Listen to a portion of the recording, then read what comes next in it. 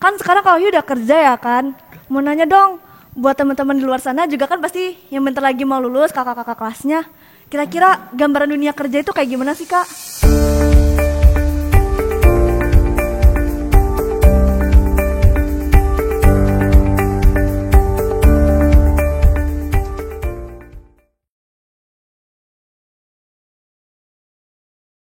Assalamualaikum warahmatullahi wabarakatuh. Halo semuanya, apa kabarnya nih?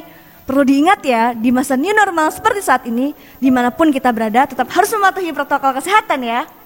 Oke, kali ini, podcast hari ini, saya, pengurus OSIS SMK SMTI Bandar Lampung, akan membahas tentang apa sih manfaat ikut organisasi bagi dunia kerja.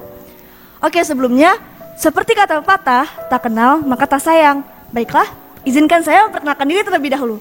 Perkenalkan, nama saya Gisela Laura Putri dari kelas 11 Analisis Pengujian Laboratorium 1 sebagai pengurus OSIS SMK SMTI Bandar Lampung.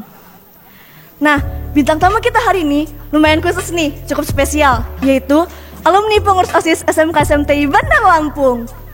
Oke, buat Kak Wahyu mungkin diperkenalkan untuk gabung bersama Gisel di sini. Halo Kak Wahyu, gimana nih Kak kabarnya Kak? Alhamdulillah sehat-sehat. Oke, mungkin sebelumnya kayak tadi Gisel sebelumnya bilang, gak kenal maka gak sayang ya Kak. Bisa kenalan dulu kali Kak, namanya siapa, terus dari tahun angkatan berapa?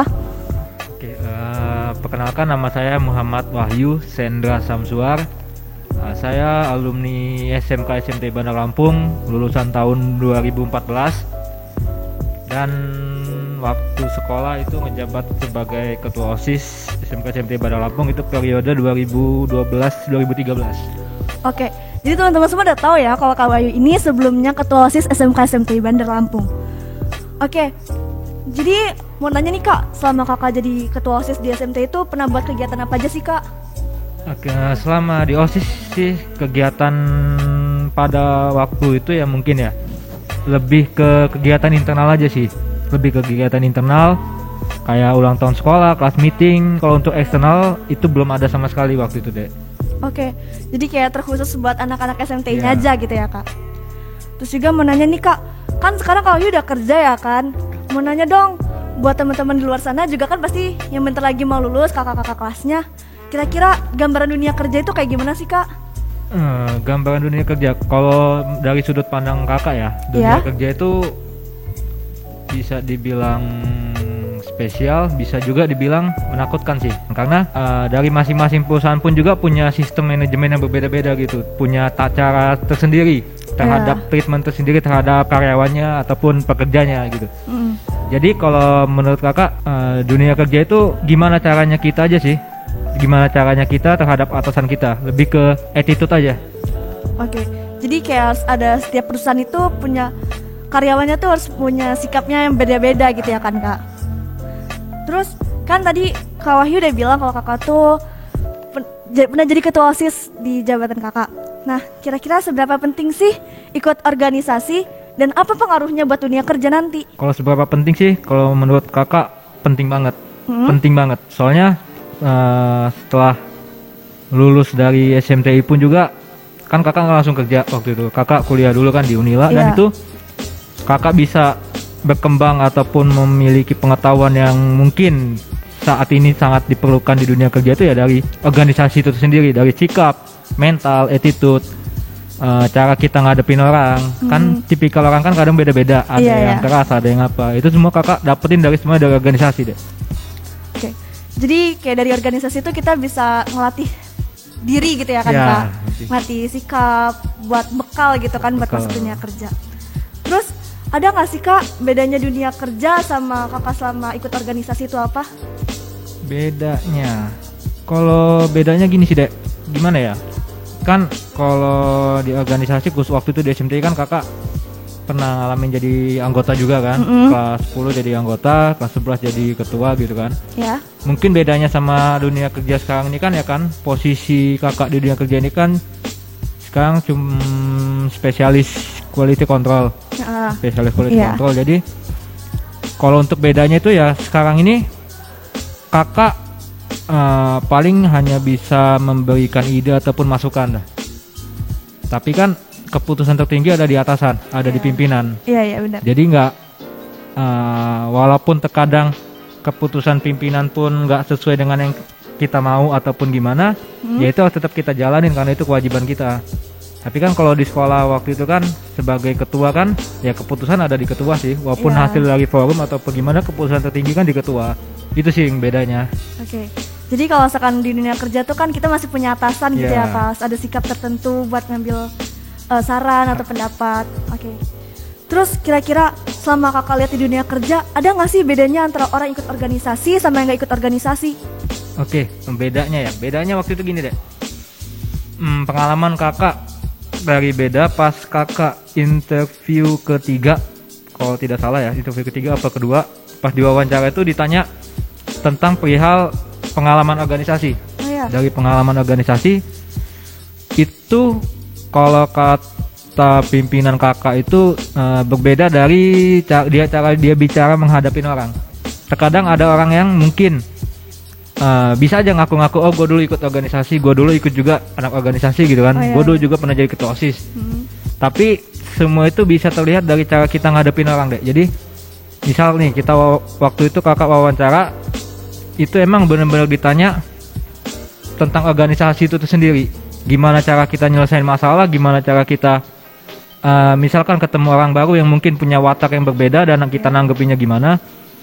Dan ya itulah teka-teki ataupun jawaban yang kita dapat itu dari organisasi yang selama ini kita jalanin. Jadi kayak kelihatan banget bedanya kalau misalkan orang ikut organisasi tuh cara ngomongnya beda ya kan, kayak ngatasin masalah juga beda gitu. Sedangkan kalau orang yang ngaku-ngaku cuma ikut organisasi itu kadang kayak ngomongnya suka selibet-selibet atau mungkin kesannya dimanipulasi gitu ya, Kak. Benar. Terus selama kan Kakak udah masuk dunia kerja nggak sih? Kerasa nggak sih manfaat dari organisasi itu? Kerasa sih dek, soalnya gimana ya? Kerasa dalam artian kayak gini. Ketika Kakak dulu pernah jadi anggota ya mungkin ya, anggota organisasi di SMTA ataupun di luar gitu kan. Kan kita terkadang kita dapat treatment khusus nih dari misalkan ketua kita ataupun kogbit kita atau ya mungkin jabatannya masih di atas kita gitu kan. Terkadang kan kalau mau ngikutin ego kita ataupun emosional kita, terkadang kan kita nggak bisa ngontrol juga nih. Maksud orang ini apa gitu. Tapi selama Kakak ngikut organisasi dari anggota mungkin ya, dari anggota segala macam, kita di treatment dari atasan, kita di treatment dari pimpinan di dunia kerja, ataupun terkadang yang itu pun jelas bukan salah kita, tapi kenapa kita yang disalahkan, itu yang Kakak dapat kayak kesabaran ataupun cara ngadepin orang kayak gitu ya semua dari organisasi sih deh. Jadi kalau dibilang seberapa penting ya sangat penting sih menurut Kakak. Ya, Kak. Karena dari organisasi itu kita belajar banyak hal yang bakal kita terapin di dunia kerja nantinya. Terus mau nanya nih, kan dulu Kakak jabatannya ketua OSIS, pasti kayak ribet ya kan. Nah gimana sih cara Kakak bagi waktu antara organisasi sama sekolah biar kedua kewajiban itu, tanggung jawab itu tuh ke jalan semua? Ya, kalau dibilang ribet emang ribet sih. Mungkin untuk awal-awal juga Kakak di sini masih sulit buat ngebagi waktunya. Waktunya tuh terkadang ada yang organisasinya kebablakan ataupun kadang akademik yang kebablakan gitu kan. Cuman seiring jalannya waktu kan misalkan nih contoh kita kumpulan organisasi kan maksimal itu kan sampai malam misalkan ya, maksimal sampai jam 7 ataupun jam 8 gitu kan. Nah kita harus meminimalisir waktu antara jam 8 sampai jam 11 ataupun jam 12 itu buat tugas kita. Jadi bener-bener emang waktu yang kita butuhin itu emang bener-bener mepet sih. Waktu yang dibutuhin bener-bener mepet biar akademis kita nggak ada masalah ataupun organisasi kita juga nggak ada masalah. Kalau kita emang pengen nyantai-nyantai ya mungkin nggak bakal bisa kembat sih kalau itu. Kayak kita itu kayak namanya manajemen waktu ya manajemen kan, waktu, Kak. balik lagi. Jadi antara organisasi sama tugas sekolah tuh harus benar-benar diseimbangin. Kalau misalkan dari pagi sampai jam 5 buat OSIS, berarti sisanya buat ngerjain tugas, belajar, misalkan mau buat ulangan. Jangan sampai gara-gara organisasi tugas sekolah jadi kehambat ya kan, Kak. Terus ada nggak sih, Kak, kesulitan yang pernah Kakak alamin selama ikut organisasi? Kesulitan pernah ada. Apa tuh, Kak, kira-kira? Kalau untuk kesulitan sih ketika waktu itu mau turun jabatan ya, mau turun jabatan, ada salah satu program kerja kakak yang mungkin belum terjalan gitu. Iya. Waktu itu kalau nggak salah ORGAP, orientasi Iya, gabungan. ORGAP. Nah itu kesulitan waktu itu balik lagi antara pihak OSIS sama pihak sekolah sih sebenarnya kan, balik lagi kan, kayak biasa kan. Tapi waktu itu emang Hamin 2 atau Hamin 3 yang tadinya ORGAP itu rencana waktu itu pengen di luar ya. Pengen di luar sekolah. Di luar sekolah. Tapi Hamin 3 ataupun ya Hamin 3 lah, nggak lebih dari seminggu itu sekolah minta jangan di luar. Jadi dari keuangan ataupun tempat emang benar-benar harus diubah di Hamin 2 itu. Dan itu harus benar-benar berjalan. Soalnya menurut angkatan kami ya, kan ORGAP baru pernah, sebelumnya belum pernah ada ORGAP deh. Jadi baru angkatan kami kan yang mau nyoba ngadain ORGAP gitu kan. Maksud angkatan kami itu ya ORGAP itu harus ke jalan gitu, mepet atau gimana caranya kita walaupun ini udah Hamin 2 ataupun Hamin 3 itu harus tetap jalan. Sedangkan besoknya kami reor gitu kan. Besoknya kami reor. Dempetan gitu ya waktunya. Hari Seninnya. Jadi waktu itu kalau nggak salah hari Kamis itu minta diubah. Itu sih benar-benar yang menurut kakak hal yang paling berat selama kakak di OSIS ya. Masa-masa yang paling berat itu ya di situ sih. Dan alhamdulillah ya dengan kerja keras teman-teman kakak ataupun ya kawan-kawan alumni yang lain mungkin waktu itu kan pada masanya, sama mungkin support dari sekolah yang luar biasa, itu ya alhamdulillah bisa berjalan sih. Walaupun di akhirnya juga masih selesai acara juga masih banyak yang harus diperbaikin. Itu kayak ada hambatan ya kan, kayak kita ada planning A, tiba-tiba sekolah dadakan bikin planning B. Itu kayak harus bener-bener kekejar, karena kayaknya ORGAP juga kalau bisa lihat dari tahun ke tahun itu kayak prokerja yang cukup besar untuk dilaksanain ya kan Kak. Terus mau nanya lagi nih, ada nggak sih Kak tips buat kita semua, teman-teman semua, kalau dihadapi dalam masalah kita dibenturin antara urusan organisasi sama urusan akademik yang sama pada saat itu sama-sama penting untuk gak ditinggalin. Kalau dari kakak sih ya, kalau untuk masalah akademik ataupun organisasi, balik lagi deh, tujuan kita kan masuk SMT ini kan untuk sekolah. Organisasi ini hanya sampingan kita, hanya apa ya, sampingan kita buat belajar. Tapi kan tujuan utama kita masuk SMT ini kan untuk sekolah, menuntut ilmu, biar nanti masa depan kalian juga bisa cerah gitu kan. Organisasi ini kan hanya cuma sekedar kayak pendamping ya kan. Jadi kalau dari kakak penting-pentingnya itu misalkan organisasi, kalau akademik kalian emang lebih membutuhkan ya lebih ke akademik aja dulu. Soalnya kan misal akademik juga kan paling kalau misalkan ada ulangan atau pelajaran paling cuma sekitar maksimal itu 1,5 jam. Sisanya kan masih bisa kalian manfaatin ke organisasi kalian, tapi kalian kan izin dulu kan sama organisasi karena emang nggak bisa ditinggalin. Kalian izin, setelah kalian izin mungkin kan kalian bisa balik lagi ke organisasi kalian. Walaupun nyusul nggak masalah kan, masih bisa nanya sama kawan-kawan kalian. Intinya kali komunikasi ya kan Kak. Komunikasi.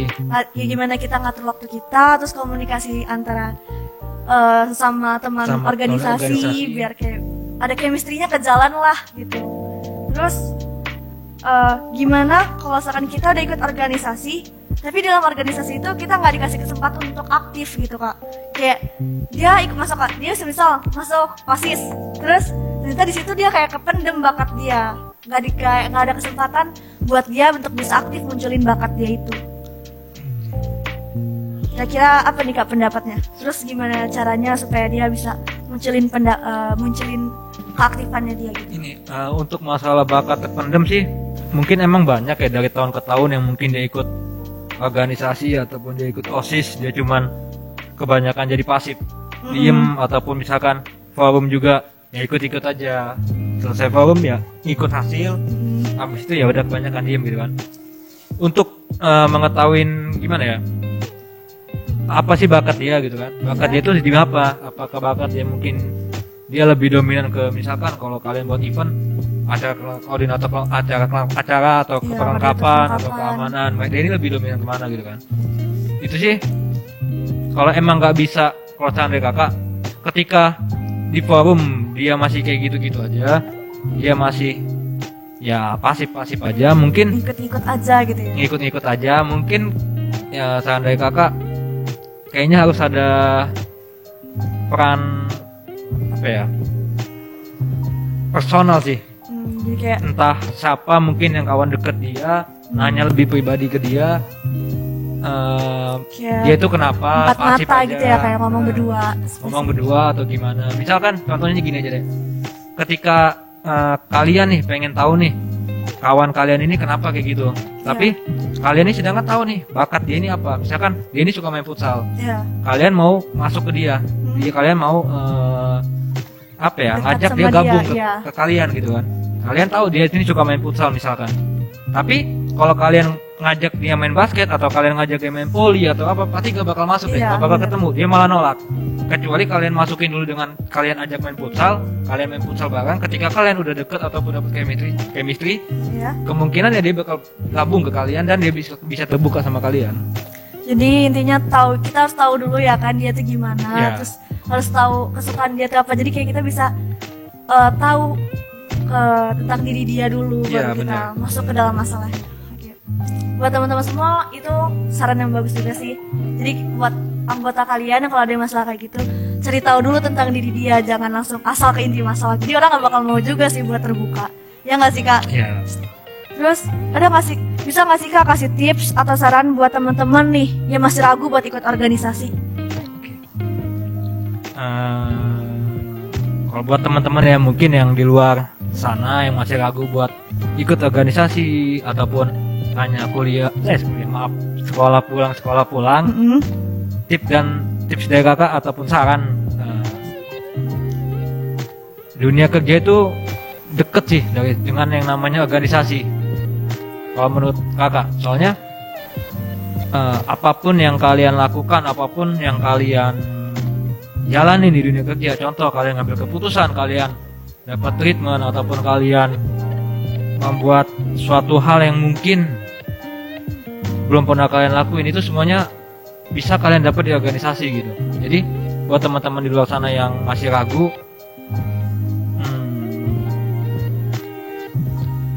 ikutlah organisasi gitu. Sebelum nanti ada penyesalan dari kalian ketika kalian udah nggak bisa ikut organisasi lagi. Ketika waktu kalian udah habis buat ikut organisasi, kalian udah nggak bisa ikut organisasi lagi, manfaatkanlah waktu yang ada selagi kalian bisa. Itu aja. Oke, jadi buat teman-teman semua, oh ini kak mau tahu kan OSIS ini juga tahun ini periode ini buka lagi jalur organisasi buat perekrutan kelas 11. Jadi itu buat teman-teman di sana, buat teman-teman kelas 11 yang masih ragu buat ikut OSIS, jangan ragu, karena yang manfaatin lah waktu kalian, jangan untuk sekolah pulang kan kayaknya bosen banget yang ngasih datar gitu. Yeah. Jangan ragu buat ikut OSIS karena banyak banget manfaatnya. Kalian bisa belajar public speaking, cara manajemen waktu, banyak banget. Jadi jangan pernah ragu. Kalau misalkan kalian masih ragu-ragu kayak gitu ya, mungkin bisa tanya ke teman-temannya apa sih manfaatnya gitu. Yang pastinya banyak banget dan jangan pernah ragu. Kalau nggak nanti kalian bakal nyesel. Oke. Terus ada nggak sih kak selama kakak di organisasi itu kata-kata motivasi yang selama ini masih nyangkut banget, kayak masih diterapin gitu sampai dunia kerja sekarang? Kata-kata yang masih nyangkut ya. Iya. Itu waktu itu dari kelas kakak, mungkin dia dari Kak Imron, banyak kakak kelas lah mungkin yang nyampein ke kakak. Jadikanlah organisasi ini sebagai rumah kedua kalian gitu. Jadi ketika rumah kalian hancur ataupun rumah kalian kotor, itu emang tugas kalian buat ngebersihinnya. Itu emang kewajiban kalian buat ngebersihinnya gitu kan. Ketika rumah kalian ada masalah ataupun rumah kalian ya lagi don-donnya, kalian harus berada di depan buat jadi penyelesai masalah rumah kalian ini. Jadi jangan jadikan organisasi ini sebatas apa ya, have fun, seneng-seneng ataupun apa, Numpang nama kali kayak numpang nama, sekarang ya. numpang tenar, atau apalagi yang parah balas dendam mungkin ya. Iya. Apa MPLSS ya? Iya, MPLS Ya, mungkin, MPLS, outbound. apalagi balas dendam. Jangan jadikan itu alasan kalian buat ikut organisasi ini, karena organisasi ini benar-benar banyak makna, banyak hal yang mungkin kalian nggak bisa dapat di luar gitu. Jadi ketika organisasi ini udah berada di titik bawah ataupun lagi down ataupun apa, bukan hanya kalian di siswa ataupun masih sekolah, kata dia waktu itu kan. Ketika kalian lulus pun juga, ketika kalian udah jadi alumni, jangan biarkan orang lain ataupun sesuatu hal yang menghancurkan organisasi kalian ini, karena organisasi ini adalah rumah kalian yang kedua. Iya. Jadi meskipun ntar udah lulus, tetap kayak jangan sungkan buat nengok rumahnya lagi gitu ya kak. Kayak bagus sih kak, kayak jadiin rumah kedua, karena kan kayak gak selamanya kita, kan kebanyakan kita juga anak-anak organisasi tuh ngabisin waktunya di sekolah ya kan. Kayak setiap hari ketemunya teman-teman satu osis lagi di rumah tuh kayaknya cuma jarang banget. Paling di rumah cuma buat makan sama tidur. Terus selain pengalaman organisasi nih kak, apa aja sih kak yang harus kita siapin untuk masuk dunia kerja? Kalau selain organisasi ya? Iya, selain pengalaman organisasi. Yang jelas akademik. Yang jelas akademik kita. Akademik itu benar-benar sangat menopang kita buat masuk dunia kerja. Jadi itu yang kakak bilangin tadi kan, misalkan kalian ada masalah di akademik ataupun di organisasi, pentinginlah akademik. Soalnya akademik itu emang benar-benar penopang kalian buat di dunia kerja. Ketika kalian organisasi kalian bagus tapi akademik kalian hancur, ya sama aja bohong gitu ya. Sama aja bohong. Jadi industri mana, tempat perusahaan mana, ataupun di mana lah mungkin. Ketika kalian organisasi bagus nih, tapi kalian nggak tahu nih cara titrasi, ataupun kalian nggak tahu nih metode grafimetri ataupun gimana ya yang di basic dalam industri kan. Iya. Ya itu sama aja nggak ada gunanya sih kalau menurut kakak. Jadi selain organisasi ya, yang lebih penting sih akademik sih menurut kakak. Selain akademik ya lebih ke apa ya, public speaking sih. Public speaking, cara dia ngomong gitu ya kak. Nah, untuk ngadepin pas ketika nanti kalian diwawancara aja sih. Oh iya. Jadi ya antara akademik sama organisasi itu harus seimbang ya kan, jangan ada yang berat sebelah. Terus, nah untuk mempersiapkan diri masuk dunia kerja nih kak, kita kan juga pasti perlu kedisiplinan ya kan, penting banget kayaknya itu. Terus pertanyaannya nih, ada nggak sih kak tips atau cara khusus untuk mendisiplinkan diri yang baik? Untuk mendisiplinkan diri yang baik, kalau kakak dulu ya, untuk belajar disiplin ataupun gimana, itu misal nih, salah satu contoh laporan praktikum itu kan ya banyak sih bisa dibilang kan, banyak. Habis itu emang dikasih deadline yang mungkin waktu cepat sehari gitu kan. Sehari, apalagi ditambah lagi kan tugas-tugas kalian yang mungkin di kelas yang mungkin masih banyak gitu kan. Kalau kakak dulu cara belajar disiplin itu gimana caranya tugas kita ini ataupun laporan praktikum, tugas-tugas sekolah itu emang harus bisa selesai dengan waktu yang tepat gitu. Ketika misalkan nih tugas sudah selesai ataupun selesai, organisasi kumpul, misalkan kalian organisasi kumpul jam berapa ya, usahakan semaksimal datang tepat waktu, ataupun ya gimana ya seperti itulah. Soalnya kan dari kalau dalam agama kita ya, agama Islam juga kan di belajar disiplin itu kan dari kita yang namanya bangun sholat subuh kan. Ketika azan subuh kita bangun sholat gitu kan, azan zuhur kita bangun sholat. Itu salah satu cara buat ngelatih kedisiplinan kita sih, ngelatih kedisiplinan kita. Jadi ngelatih kedisiplinan tuh nggak harus langsung jebret langsung hal yang gede, tipis-tipis aja, dikit-dikit. Dalam kehidupan sehari-hari juga. Iya. Jadi mungkin dari kegiatan sehari-hari kita tuh juga harus dibenerin. Kalau misalkan sholat subuhnya masih kesiangan, harus dibenerin lagi, lebih pagi lagi bangunnya. Terus nih kak, mau dong dikasih tips atau kiat biar diterima di perusahaan-perusahaan gitu pas ngelamar kerja. Biar bisa diterima ya? Iya. Biar bisa diterima, tips nih buat Gisel, buat teman-teman yang lain juga, lebih apa ya? Pertama lebih giat lah belajar. Iya. Sama dekatkan diri lah sama Tuhan. Dekatkan diri sama Tuhan. Ketika kalian udah belajar, kalian gak dekat sama Tuhan kan? Ada aja jalannya gitu. Ada aja jalannya gitu. Tuhan pasti ngasih jalan buat umatnya yang mungkin sudah mendekatkan diri kepadanya. Yang ketiga, ketika kalian udah belajar, udah dekat sama Tuhan, segala sesuatu usaha itu pun kan udah kalian lakuin. Iya. Kuncinya yang terakhir itu kalau dari kakak, apa ya? Tawakal apa tabah ya? Gimana? Lebih ke apa ya? udahlah ikhlasin aja, terima Ya, ataupun kita enggak, pasrah ya kan. pasrah, Ya. terima ataupun tidak keterimanya kita nanti itu ya udah, kita udah usaha, kita udah berdoa, udah mendekatkan diri sama Tuhan, ya itu terima atau enggaknya biar urusan Tuhan gitu kan, biar urusan Iya. Tuhan sama Tuhan pasti yakinlah Tuhan pasti ngasih jalan buat umatnya yang udah mendekatkan diri kepadanya. Itu aja. Ya, intinya jangan kayak langsung pasrah, kalian seenggaknya ada usaha, Ya. terus berdoa juga. Karena pasti Tuhan tahu mana yang terbaik buat kita, ya nggak sih Kak? Terus juga bisa mungkin teman-teman juga mau tahu nih beberapa tips untuk sukses dalam dunia kerja. Sukses di dunia kerja, itu misal udah masuk dunia kerja ya. Iya.